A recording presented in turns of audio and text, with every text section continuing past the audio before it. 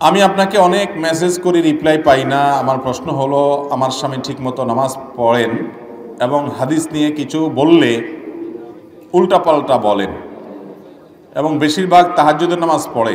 আল্লাহর কাছে বলি তাহাজ্জুদের নামাজ পড়ে আল্লাহর কাছে বলি, আল্লাহ তাকে হেদায়েত করে কিছু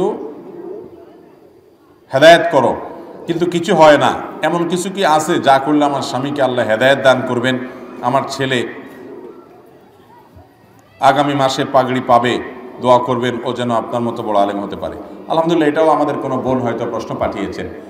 এই প্রশ্নগুলো দেখলে মনে হয় আমাদের দেশে পুরুষদের মধ্যে অমানুষের সংখ্যা অনেক বাড়তেছে মনে হয়। অতএব মহিলারা দিনের ক্ষেত্রে অগ্রসর হয়ে যাচ্ছে। সারা বাংলাদেশে মাহফিলগুলোতে বেশিরভাগ জায়গায় দেখি পুরুষের চাইতে মহিলাদের উপস্থিতি বেশি, পুরুষের চাইতে মহিলারা অগ্রসর বেশি। আমি অনেক মা বোনদেরকে বলি, সর্বপ্রথম ইসলাম গ্রহণ করেছেন একজন পুরুষ না একজন মহিলা? খাদিজা রাদিয়াল্লাহু তাআলা আনহা, তিনি সর্বপ্রথম ঈমান আনছেন নবী সাল্লাল্লাহু আলাইহি ওয়াসাল্লামের প্রতি। একজন নারী প্রথম মুসলমান।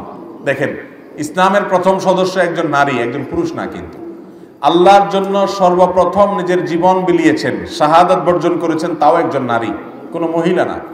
সাধারণত শহীদ মহিলারা খুব কমই হয়েছে, কিন্তু প্রথম শহীদ তারাই হয়েছে, মহিলারাই।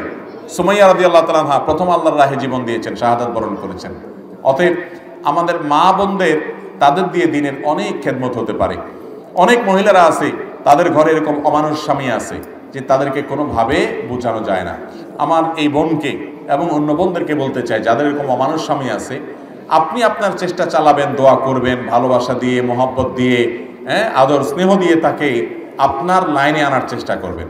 কোনোভাবে যদি দেখেন যে না, অমানুষ, কপালে হেদায়েত নাই, তো মনে রাখবেন, ইন্নাকা লা তাহদি মান আহবাবতা। আল্লাহ তাআলা তার রাসূলকে বলছেন, আপনি যাকে চাইবেন আপনার পছন্দ মতো সবাইকে হেদায়েত দিয়ে দিবেন, এই ক্ষমতা আপনার নাই।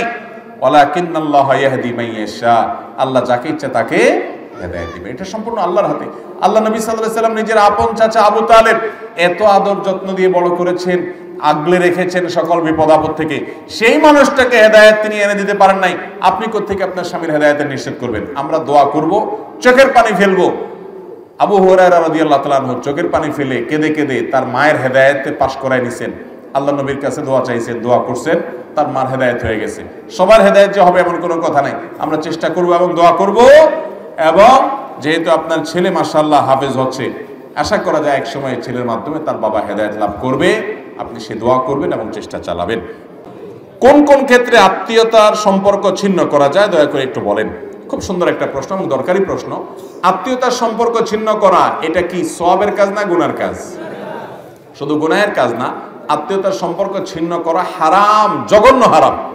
আর আত্মীয়তার সম্পর্ক রক্ষা করা ফরজ। রক্ত সম্পর্কীয় আত্মীয় যারা, তাদের সাথে সম্পর্ক বজায় রাখতে হবে অবশ্যই। এখন কথা হলো, কোন কোন ক্ষেত্রে আত্মীয়ের সাথে সম্পর্ক রাখার কোনো ব্যবস্থা নেই, বরং ছিন্ন করতে হয়। তো সেটা কোন সময়গুলো? তার এক নম্বর হলো, ধরেন কখনো আপনার রক্ত সম্পর্কে আত্মীয়, আপন ভাই উল্টাপাল্টা করতেছে, ভুল পথে আছে, আপনি তাকে যদি সংশোধন করেন, তাকে যদি নসিহত করার জন্য অভিমান করেন, সম্পর্ক ছিন্ন করলেন যে আমি এখন কথা বলবো না তোর সাথে, যা তোর সাথে আমার কোনো উঠা বসা নাই, আপনি সীমিত সময়ের জন্য আপনি তাকে অভিমান করে বয়কট করলেন, এটা স্থায়ী বর্জন না। উদ্দেশ্য তাকে একটু বোঝানো যে আমি কষ্টে আছি, তুমি যেন ফিরে আসো।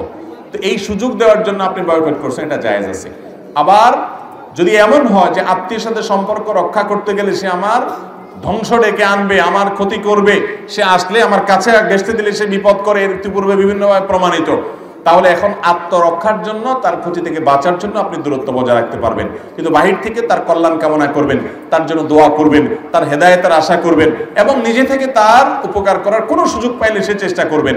কিন্তু কাছে ঘেঁষলে বা সম্পর্ক রাখতে গেলে সে দেখা যায় ব্ল্যাক ম্যাজিক করে, জাদু টোনা করে, আপনার ক্ষতি করে, একটা ভেজাল লাগাই দেয়। এইসব থেকে বাঁচার জন্য আপনি নিজেকে দূরে রাখতে পারবেন, কিন্তু এই ক্ষেত্রে সাবধান হবেন যে ঠুনকো অজুহাতে যেন আত্মীয়কে বর্জন না করেন।